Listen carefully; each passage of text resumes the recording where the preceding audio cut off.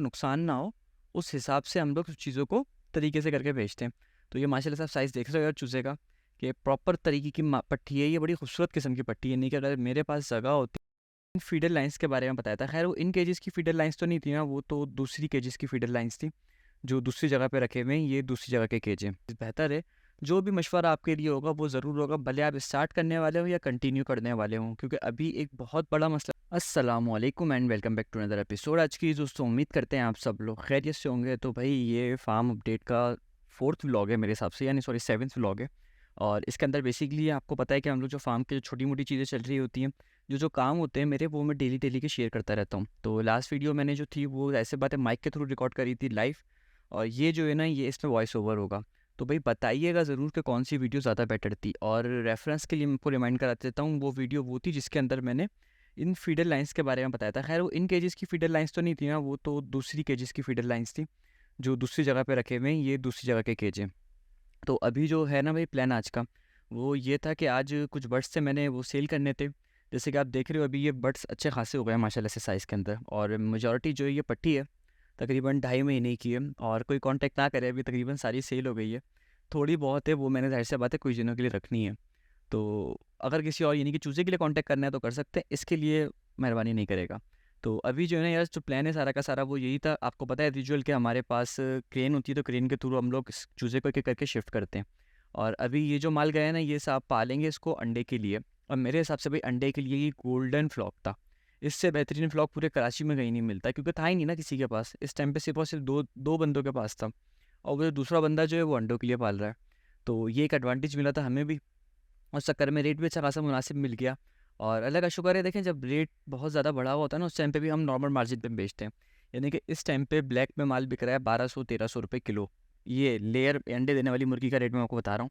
1200 रुपये 1300 रुपये किलो में लोग बेच रहे हैं, और बिक भी रहा है। मेजोरिटी लोग तो मुर्गा बेच रहे हैं। लेकिन अभी अल्हम्दुलिल्लाह हमने जो सेल किया ना वो भाई वो सीधी सीधी बात है 1000 रुपये पर केजी के हिसाब से सेल किया है। और सेल करने का रीज़न ये था ना, यानी कि सामने वाले को भी मार्जिन बचे। नॉर्मल माल का रेट इस टाइम में 900-950 रुपये केजी चल रहा है कराची के अंदर। तो ये चीज़ें हल्की फुल्की वेरिएशन रहती है। तो अभी जो है ना यार वो यही है कि तकरीबन मैंने इसमें से 300 के करीब बर्ड्स निकालने हैं। और सारे के सारे बर्ड्स जो है ना वो एक एक करके पकड़ता जाऊँगा। अभी मैंने इनको खाना नहीं डाला, एक दफ़ा पकड़ लूँ सबके सारे बर्ड्स को, फिर उसके बाद इनको खाना वाना डाल के फिर उसके बाद ये कहानी चलेगी। तो अभी यानी कि खाना हम लोग इसलिए नहीं डालते कि अगर हम खाना अभी से डालना शुरू कर दें ना तो बर्ड ट्रांसपोर्टेशन में मरता बहुत है। तो इस चीज़ का ख्याल रखते हैं कि भाई बर्ड्स थोड़ा सा भूखा हो, पानी भले पिया हुआ हो अच्छा सा, लेकिन खाना ना खाया हुआ। अगर खाना खाया हुआ होता है ना तो फिर वो ट्रांसपोर्टेशन में मरता है। और अल्हम्दुलिल्लाह इस पूरे के पूरी ट्रांसपोर्टेशन में सिर्फ एक बर्ड मरा था। वो भी ज़ाहिर सी बात है, देखें एक आध का तो चांस होता है। 300-350 में से अगर एक चला गया तो कोई इतना बड़ा इशू नहीं होता। लेकिन ये है कि ओवरऑल जो थी ना कंडीशन वो बेटर रही थी। और जिन साहब को मैंने दिया था उन्होंने कहा था भाई डिलीवरी जो है ना वो आप करवाएंगे, भले आप हमसे पैसे ले लें, मसला नहीं है।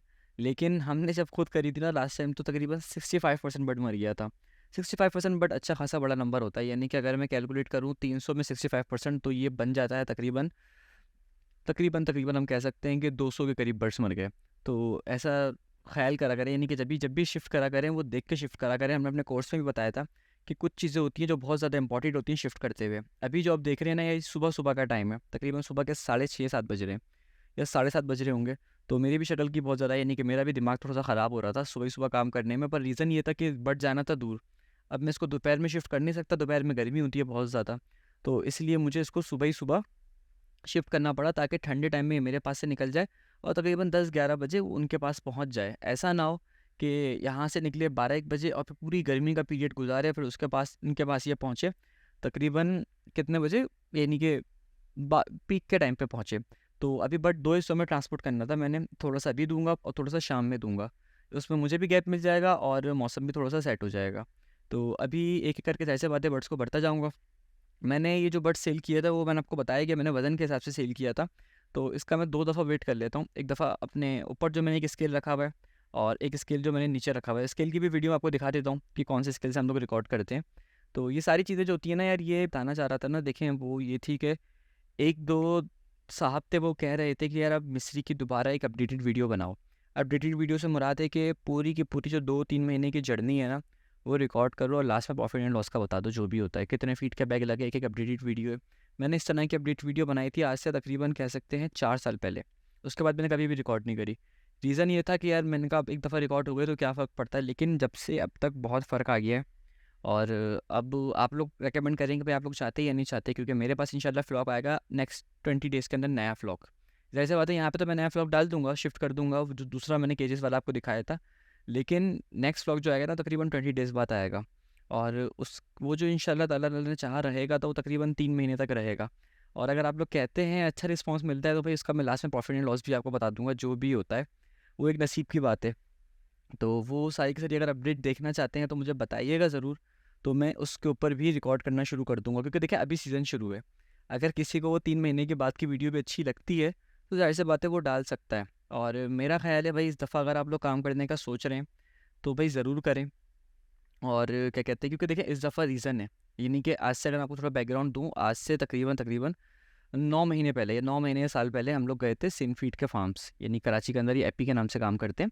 और बहुत बड़े लेयर फार्म है, तकरीबन 7 से 8 लाख का लेयर फार्म है इनके पास, या 5.5 या 6.5 लाख थे, इस तरह कुछ थे।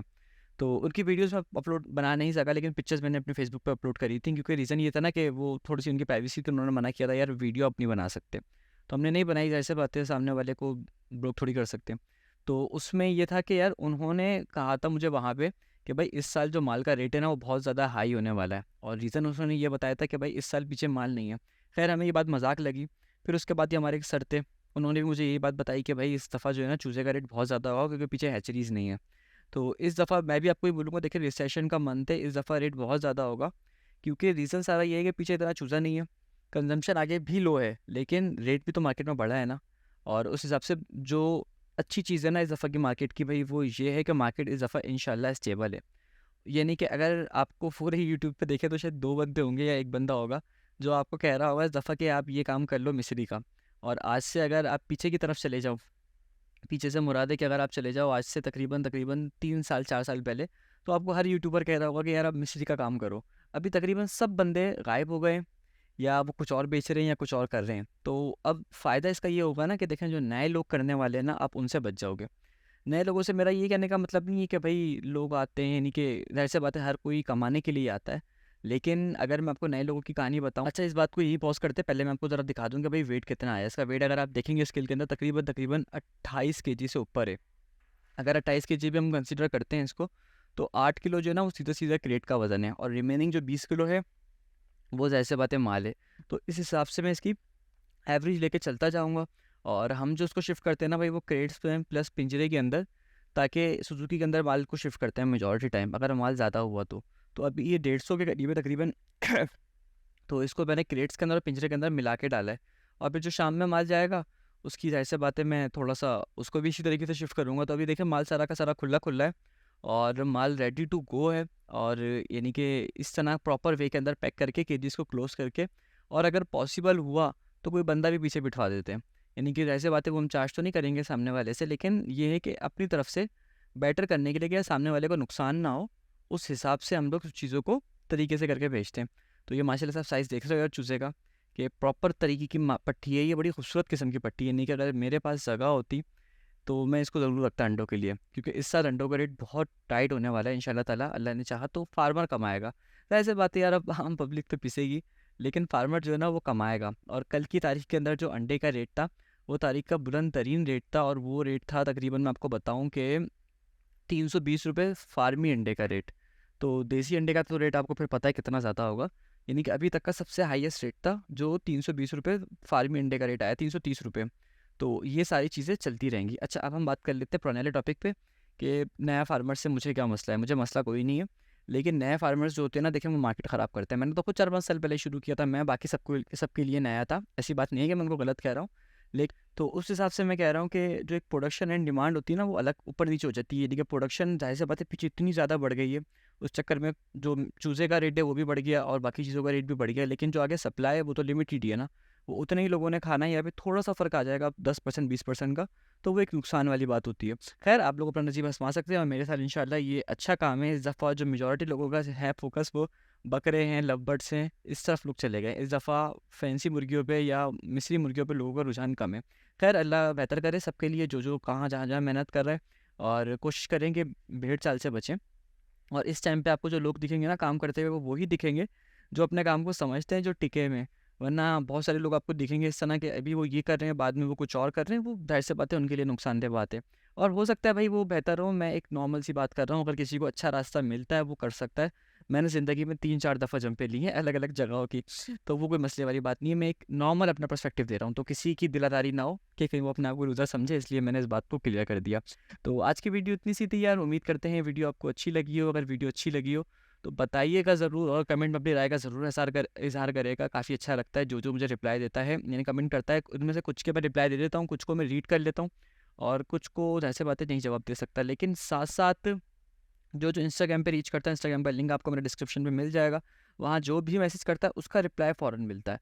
तो चाहें तो इंस्टाग्राम पे मुझे फ़ॉलो कर सकते हैं, लिंक आपको डिस्क्रिप्शन पे मिल जाएगा। उसके साथ-साथ अगर आप पोल्ट्री फार्मिंग का प्रोफेशनल बिज़नेस कोर्स हमसे खरीदना चाहते हैं, तो 1 मंथ का कोर्स है, बहुत ही मुनासिब कीमत यानी कि ₹2500 के अंदर हम ईच एंड एवरीथिंग सारी चीज़ें गाइड करते हैं और उसके साथ-साथ कंसल्टेशन भी ऑफ़र करते हैं कि अगर आप लोग काम करना चाह रहे हैं, तो आपसे 1 टू 1 डिस्कशन होगी कि आप काम को कैसे स्टार्ट करें और क्या-क्या चीज़ें आप रखें, इस टाइम पे क्या चीज़ बेहतर है।